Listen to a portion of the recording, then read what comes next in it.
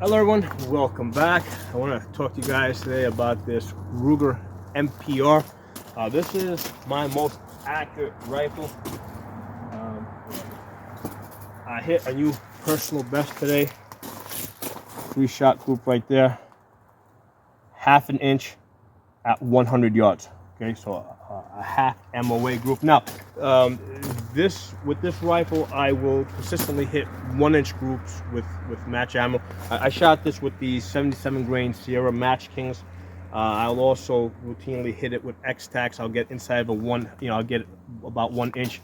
Now, getting inside of 1 inch, right, is hard, right? Even with the match grade ammo, the biggest variable getting inside of 1 inch is me. I mean, I'm just not always going to be, I'm not going to be shooting my best. So I'm a big variable when you're trying to get inside of 1 inch at 100 yards. The other variable is the wind, okay?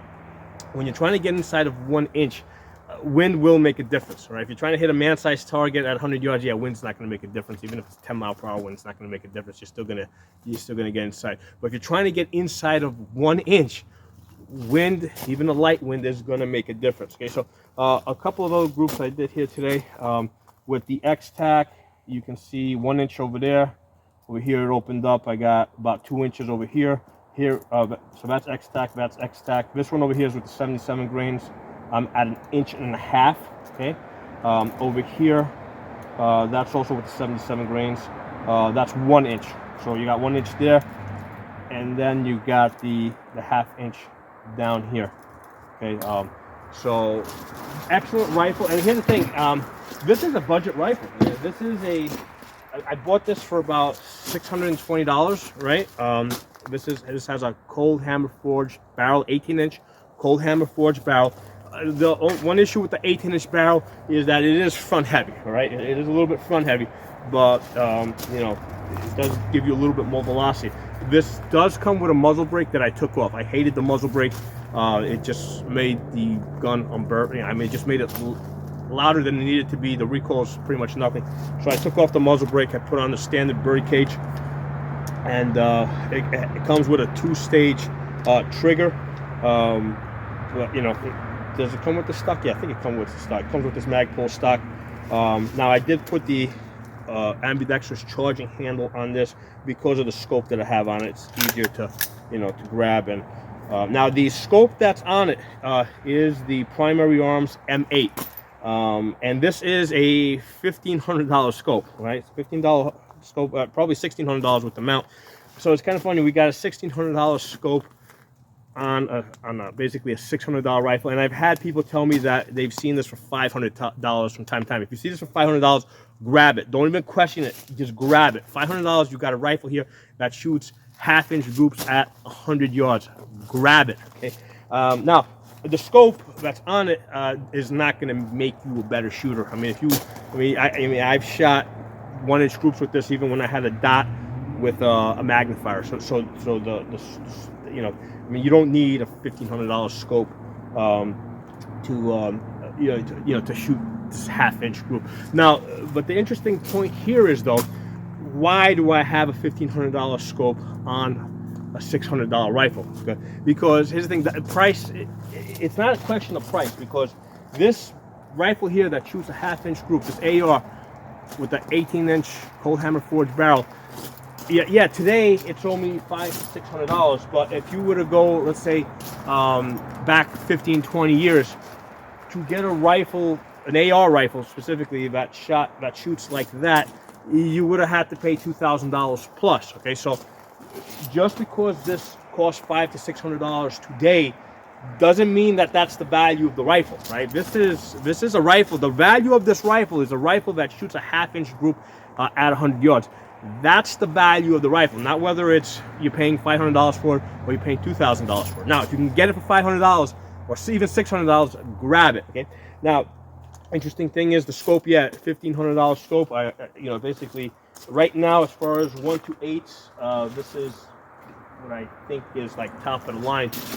As far as all the features that I need, right? With the it's able to do range estimation, wind holds. I mean, there are cheaper options out there, but I mean, I wanted a lot out of the scope. So the point I'm trying to bring out here is that the price difference, right, is affected by time. Okay, so I think that this is probably like, because here's the thing, let's put it this way.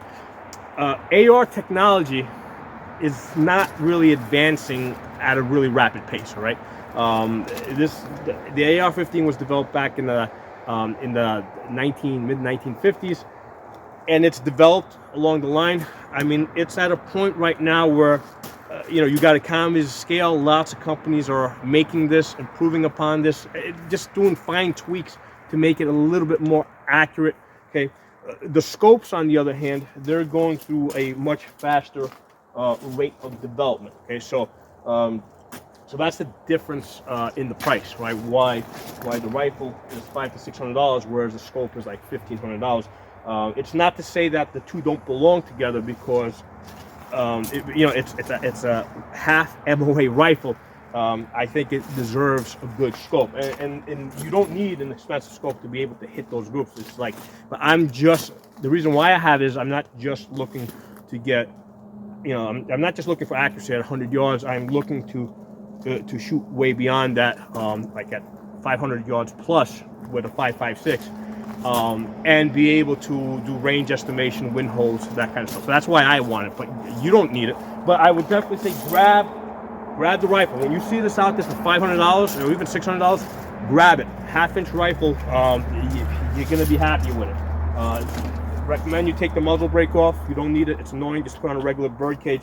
To do that, what I did is I wrapped the barrel over here. I wrapped the barrel and I put this in the vise, like right here. I didn't even have to remove this. I was able to just get this corner over here in the corner of the vise, wrap this, and then put a wrench on it. Don't put this like between your legs, because then you'll torque the the receivers. Don't do that. Put the barrel, clamp this over here in the vise, wrap this, clamp this in the vise, then remove the muzzle brake and just put on a regular bird cage with a crush washer. But really happy with this. Definitely recommend this. This is like my best shooting rifle, half-inch. And I'm going to say that I'm planning to do a separate video over here. I mean, over here I've got a 223 Wild, right? So the 223 Wild is supposed to be a little bit more accurate. Now, I shot it today. The best group I got with the 223 Wild was 1.25 inches. Now, this barrel's got less than 50 rounds on it, so I don't know if there's a break-in period that I got to work through. I don't know, but I shot this back and forth a couple of times. I was definitely doing better with the Ruger MPR.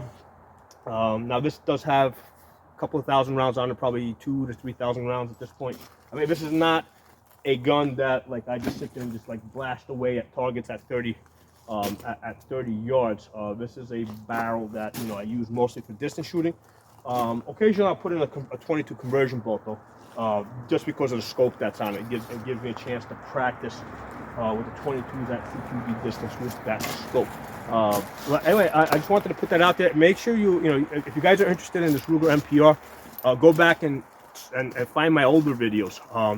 There's just search my channel name, whatever I've got above, or Pocono Shooting, or TSAFA, right? TSAFA, and Ruger MPR, right? If you search those two search terms together, you should find my videos on this Ruger MPR, where I've talked a lot about in the past. So thanks for watching, and I will talk to you all soon.